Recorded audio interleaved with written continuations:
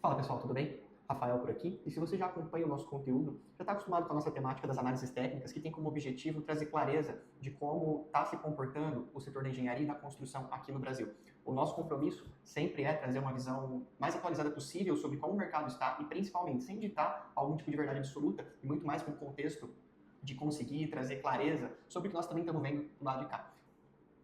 E no vídeo de hoje eu quero aproveitar essa temática de final de ano, apesar de saber que já tem muitas empresas que até aqui provavelmente já fizeram seus planejamentos estratégicos e comerciais para 2026, mas a ideia é conseguir não dizer qual é a próxima tendência ou qual é a próxima expectativa do setor, e muito mais ler o que aconteceu até aqui de uma forma clara e dessa vez muito quantitativa. Então eu reuni primeiro alguns fatos que nós chamamos do lado de cá de janelas de oportunidade. Essas janelas de oportunidade são contextos macroeconômicos que desencadearam algum tipo de ação dentro do nosso mercado no decorrer de 2025.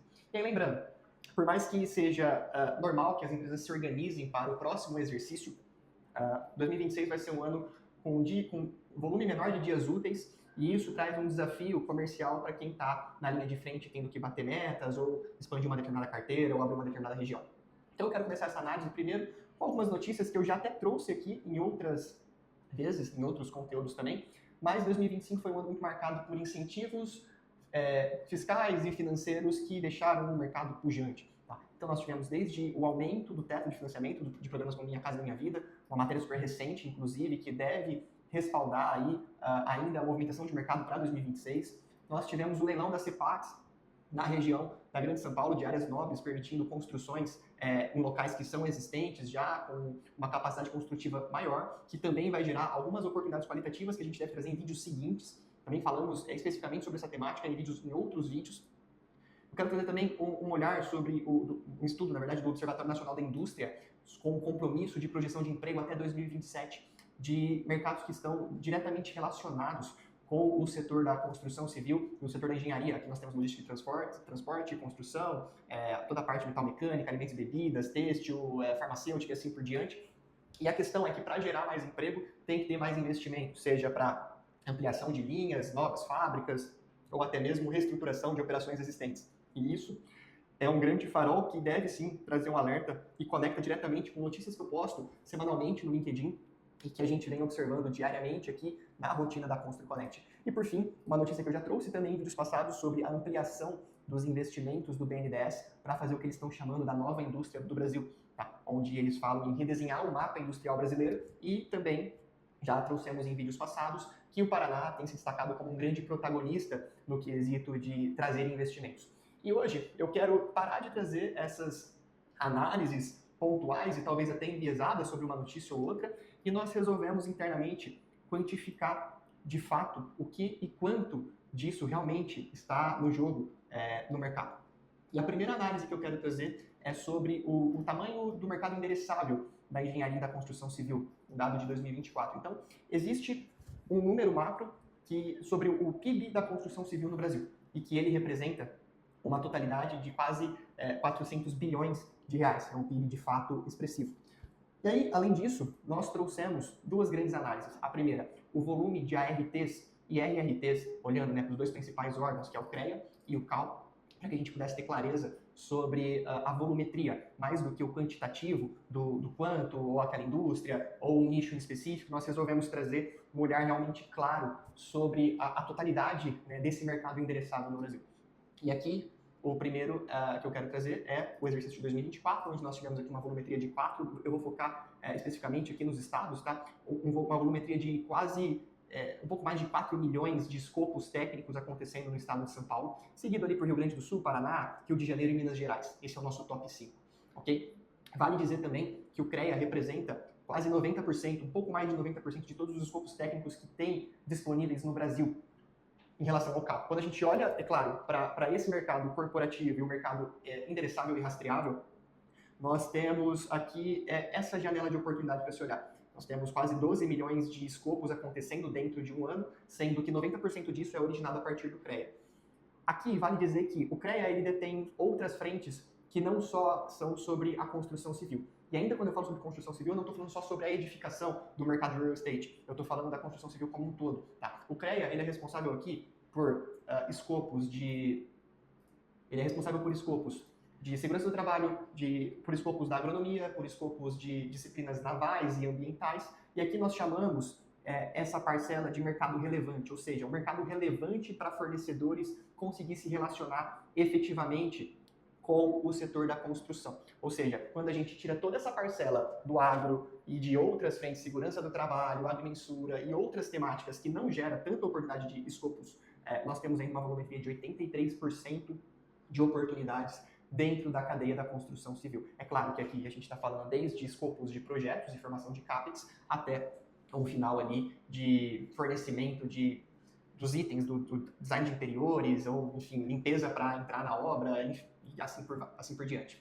Então, tendo isso em vista, a gente também não menospreza que esse 1 milhão de oportunidades que vem do CAL são muitas vezes aquelas oportunidades em que são originados novos negócios, projetos de formação para CAPEX, projetos arquitetônicos, definição de layouts para novas plantas, e aqui também é muito benéfico, porque a gente tem a capacidade de olhar isoladamente para um volume muito mais cirúrgico e preciso na hora de fazer relacionamento com aqueles determinados players de um determinado mercado, ok? Bom, dito isso, só para avançar, a gente tem a volumetria pelas disciplinas, e aí não é nenhuma novidade que a engenharia civil é uma líder na questão de originação de novos negócios. Aqui a gente está falando de edificações, movimentação de terras e toda a parte onde se origina o empreendimento. E aí a gente segue aqui por instalações elétricas, instalações mecânicas e assim por diante. Quero trazer essa análise também agora comparando essa volumetria entre 2024 e 2025. Então, enquanto em 2024 nós temos um volume de 12 milhões de escopos técnicos, 25 até 26 de novembro apresenta um volume de 1 milhão a menos. É muito possível que esse número encoste agora no final do ano, mas ainda é pouco provável que este número ultrapasse 2024 no quesito de novos negócios. E aqui eu quero trazer uma análise do nosso ponto de vista. Não é porque o mercado da construção teve um volume menor de negócios e que o nosso mercado está desaquecido. Muito pelo contrário, nós temos diversos materiais que mostram que esse número foi maior financeiramente, apesar de um volume menor. Ou seja, menos negócios no mercado, porém com mais valor, talvez aí por conta de inflação e outros fatores que encareceu ou trouxe esse nosso mercado endereçável para cima, beleza? E aqui trazendo de novo o estado de São Paulo liderando, seguido do Rio Grande do Sul, Rio de Janeiro, Paraná e Minas, ok? Isso em 2025. E aí quando a gente traz o holofote para um desses estados específicos, a gente acompanha a mesma proporcionalidade da movimentação da economia liderada por São Paulo e, na sequência, os seus outros estados, ok? Então, a gente costuma dizer que o Sudeste movimenta grande parte da economia dentro do nosso mercado, muito também pelo fato de que as empresas estão resididas aqui. Além disso, nós trouxemos uma análise das top categorias por segmento, né? A gente tem edificações avançado por obras especializadas, e aqui faz muito sentido e vai de encontro com as análises das notícias de indústrias que exigem escopos técnicos mais cirúrgicos dentro de uma determinada disciplina, seguido por energia, escopos de engenharia e sistemas complementares. E isso é bem interessante porque nos abre uma janela de oportunidade também para fabricantes e fornecedores. E quando a gente fala aqui de sistemas complementares em específico, nós estamos falando de fabricantes de HVAC, sistemas de combate a incêndio, fornecedores de elevadores e toda a parte que complementa as instalações principais de todo grande empreendimento. Okay? Então essa é uma análise que eu quero deixar o link aqui nesse vídeo para que vocês possam baixar e fazer suas análises específicas dentro do contexto de negócio de cada um de vocês. Eu acho que isso vai trazer bastante clareza para o seu contexto em específico. Avançando na nossa análise, nós trouxemos também com base no ranking do empreiteiro das 500 maiores empresas de engenharia do Brasil. Nós pensamos todas as empresas listadas dentro desse ranking e trouxemos aqui uma clareza de escopos por empresas. O ranking do empreiteiro é um ranking muito representativo do setor da engenharia, porque ele mostra as empresas que estão de fato movimentando o setor. Tá, nós temos aqui nomes como Odebrecht, nós temos Ribeiro Carandi, ASE, Matec e outros grandes nomes de projetistas como Progen e outras grandes casas. Essa análise, ela não representa o todo da engenharia, mas ela representa empresas que, de uma certa forma, têm o holofote viradas para si e que a gente consegue pegar qualquer uma dessas dentro desse contexto e vir cascateando, talvez, para outros nichos específicos, como, por exemplo, edificações, ou, por exemplo, dentro do mesmo contexto de uma empresa como essa, só que para escopos menores.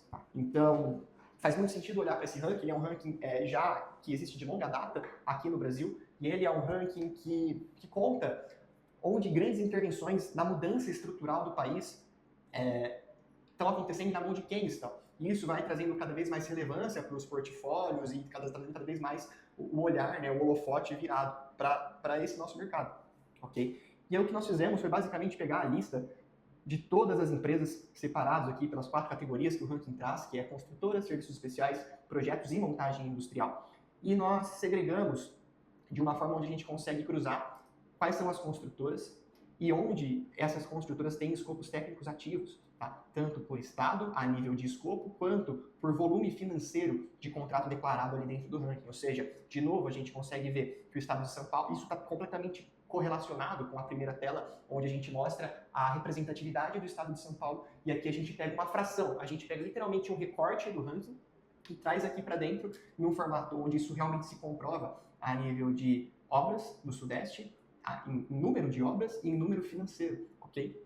E aqui nós temos o nome das empresas, como por exemplo HTB, Construoeste, J2R, JL, enfim, todas que estão no ranking, Construcap e assim por diante. E a sua carteira de clientes. Tá? O mesmo nós fizemos para as outras disciplinas, como projetos, né, projetos de consultoria, a gente tem a mesma forma de analisar, com Tremate, Araxá, Progen e assim por diante. Né? Empresas de montagens industriais e empresas de serviços especiais. Aqui é bem legal que nós conseguimos olhar para empresas que às vezes estão fora do nosso circuito, como por exemplo a Ampar ou Mills, que é uma empresa focada em locações, e isso mostra também a importância do relacionamento entre players dentro do setor. Às vezes a gente quer entrar dentro de um setor específico e pode fazer parte do nosso relacionamento, ao invés de sempre bater dentro daquele grupo fechado, começar a criar uma correlação com empresas que também são do nosso setor, ok? Esse estudo ficou muito legal, e o principal ponto desse estudo, além de tudo isso que eu mostrei, é conseguir trazer uma clareza do ecossistema de fornecimento de grandes players.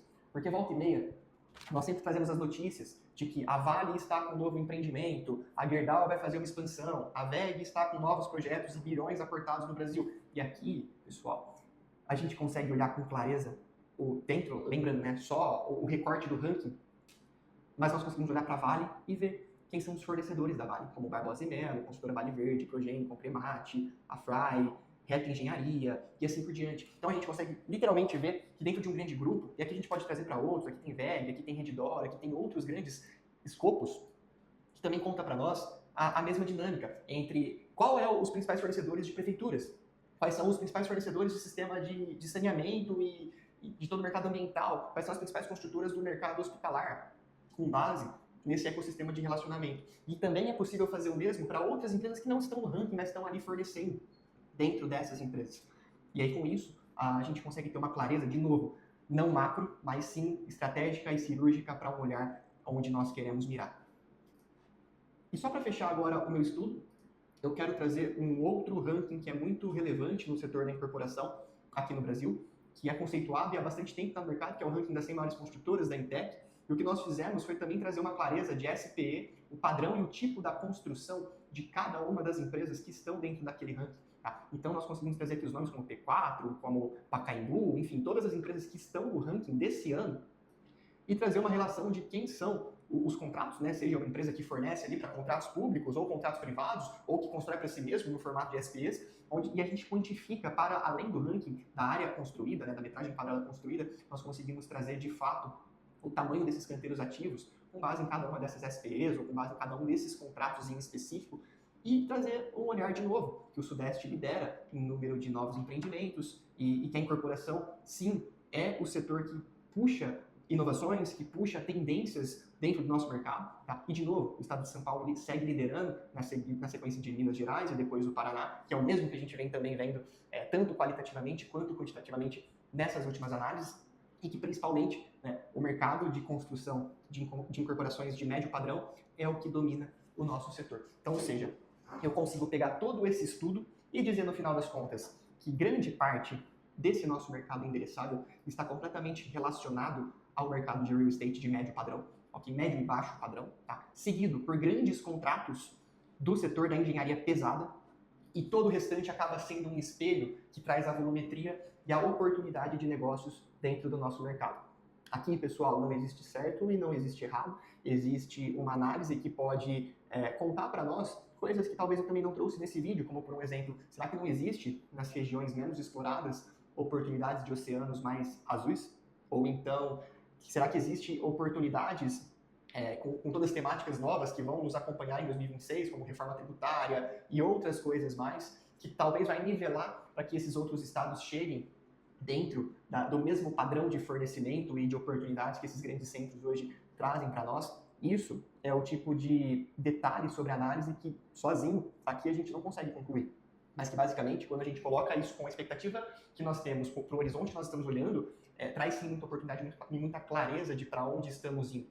Então, esse vídeo também é um convite para que você consiga olhar para esses dados a fundo, no detalhe, e revisitar os planejamentos e as expectativas criadas para 2026, para que isso traga para vocês também mais clareza sobre o que fazer ou para onde ir dentro desse próximo ano, que é um ano sim mais curto, é um ano eleitoral, onde nós temos contextos de que licitações estão suspensas, né, ou existe uma sabatina 3 meses antes das eleições e só retomam após ali a posse, então, ou seja, empresas que fornecem para contextos públicos, vai ter uma janela de oportunidade menor e isso pode respingar aqui dentro do nosso mercado privado também, como por um exemplo, ou até mesmo outras temáticas que vai impactar um mercado em específico.